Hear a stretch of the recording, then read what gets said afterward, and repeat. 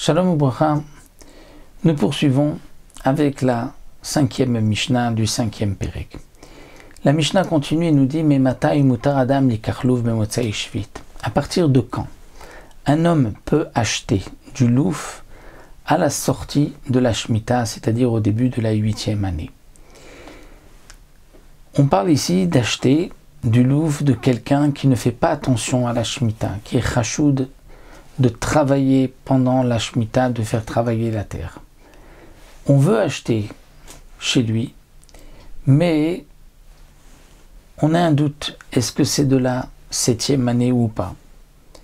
Si c'est de la 7e année, on ne pourra pas acheter, parce que nous avons là donc des fruits de Shemitah qui sont interdits, s'ils ont poussé pendant la 7e année, de Sfirine, ou s'ils ont été gardés, donc il y a aussi d'autres interdictions de chameaux, de les acheter de srora, de faire du commerce, les acheter c'est aussi interdit, donc on veut être sûr que ce n'est pas de la 7e année. À partir de quand on peut dire que ça y est, il n'y a pas de crainte que ce soit de la 7e année? Alors, Rabbi Yehuda Omer miyad, Rabbi Yehuda dit immédiatement.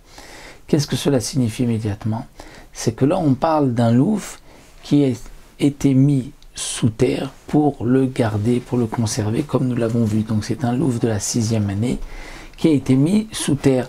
Donc juste au début de la 8e année, on peut l'acheter parce qu'on est sûr que ça vient de la 6e année. Pourquoi pour Rabbi Yehuda, on ne pense pas que c'est de la 7e année? Étant donné que nous avons vu dans la Mishnah précédente que le louf de la 7e année, pour le déraciner, il faut faire un chinouille particulier, puisque c'est compliqué, donc on ne va pas, ceux qui le déracinent, qui l'enlèvent, vont juste le prendre pour le consommer tout de suite. Mais les enlever, pour ensuite les remettre sous terre, pour les conserver, ça, les gens ne le faisaient pas, le laissaient jusqu'à la sortie de la Shemitah, parce qu'il se conservait aussi de cette manière. Donc un louf qu'on a mis sous terre, et qu'on veut maintenant déterrer au début de la 8e année, c'est sûr que c'était un louf de la 6e année, pas de la 7e année, parce que le propriétaire ne s'est pas fatigué à le sortir donc de telle ou telle manière, et donc on est sûr que c'est moutar, c'est de la 6e année. Ça c'est ce que nous dit Rabbi Yehuda.